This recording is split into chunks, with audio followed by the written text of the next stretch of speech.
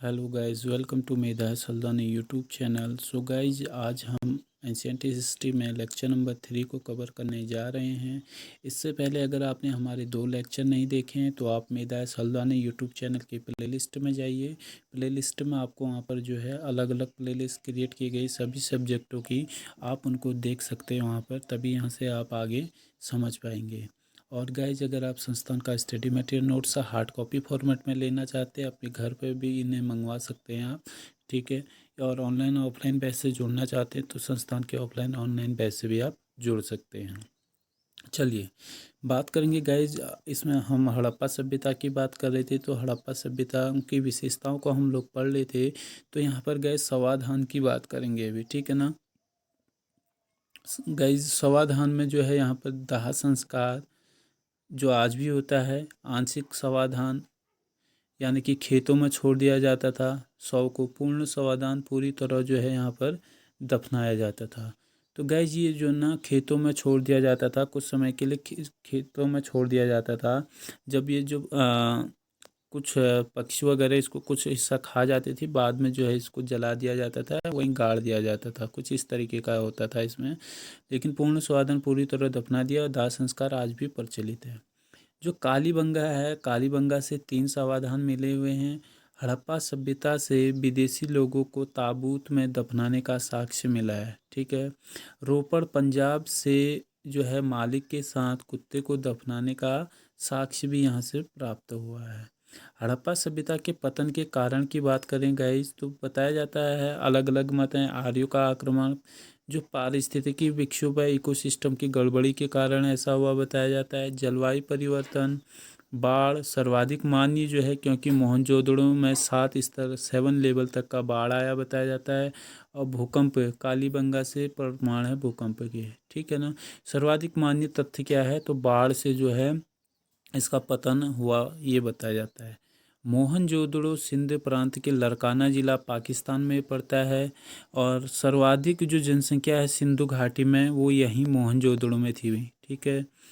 खोज की थी इसकी 1922 में राखल दास बनर्जी ने। जॉन मार्शल निदेशक थे उस समय, इनके नेतृत्व में यह सिंधु नदी के दाईं ओर बसा हुआ है मोहनजोदड़ो। ठीक है।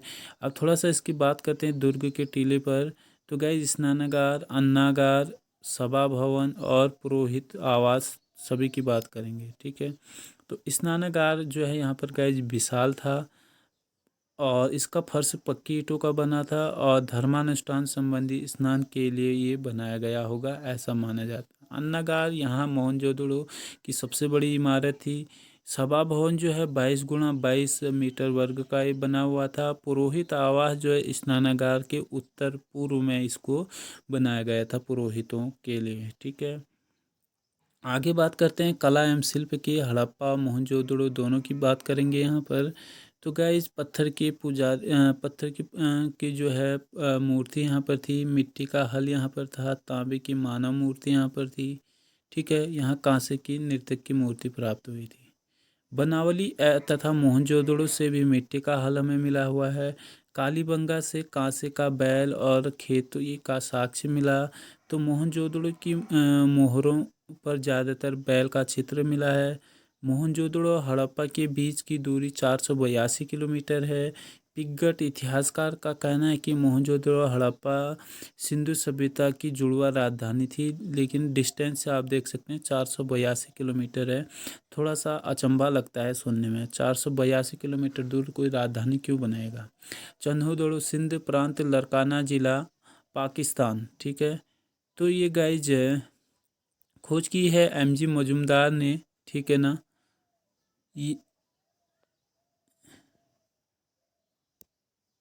यहाँ पर जो है गाइज बिल्ली का पीछा करते हुए कुत्ते के पंजों का साक्ष्य यहाँ पर मिला हुआ है। ठीक है। और बनावली अगला आएगा, ये हिसार हरियाणा में पड़ता है। RS बिस्ट ने इसकी खोज 1974 में की। साक्ष्य की बात करें तो मिट्टी का बना हल, उत्तम किस्म का जौ, जल निकासी का अभाव यहाँ पर देखने को मिला। संभवतः मंदिर होने की बात भी यहाँ पर कही गई है। ठीक है। आगे अगला आएगा धौलावीरा। ये जो है गाइज, इसका अर्थ होता है सफ़ेद कुआं। खोज की है जेपी जोशी ने 1967-68 में। यहाँ टीले पर एक पुराना कुआं है। विशेष क्या है तो यह 3 भागों में बटा है। किला मध्य निचला स्टेडियम, अभिलेख, नेवले के पत्थर की मूर्ति और विशाल जलाशय का साक्ष्य यहाँ से मिला हुआ है। चांदी का मुकुट कुनाल हरियाणा से मिला हुआ है। ठीक है।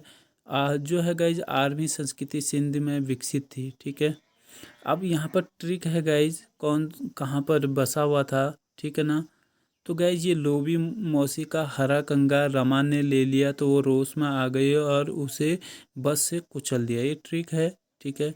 और ये जो इसको स्थल और नदी में हमने बांटा तो लोभी मतलब लोथल गुजरात में पड़ता है, भोगवा नदी पर है। मौसी यानी कि मोहनजोदड़ो सिंधु नदी पर है। हरा हड़प्पा रावी नदी पर है। कंगा कालीबंगा घग्गर नदी पर है। रमा रंगपुर गुजरात ये जो है मादी नदी पर है। रोस रोपड़ पंजाब सतलज नदी पर है। बस बनावली हरियाणा सरस्वती नदी पर है। तो गाइज जो ब्लैक कलर में यहाँ पर सर्कल में लिए हैं आप इन्हीं को यहाँ पर इंडिकेट करेंगे और इस तरीके से ही आप इसे कवर कर सकते हैं।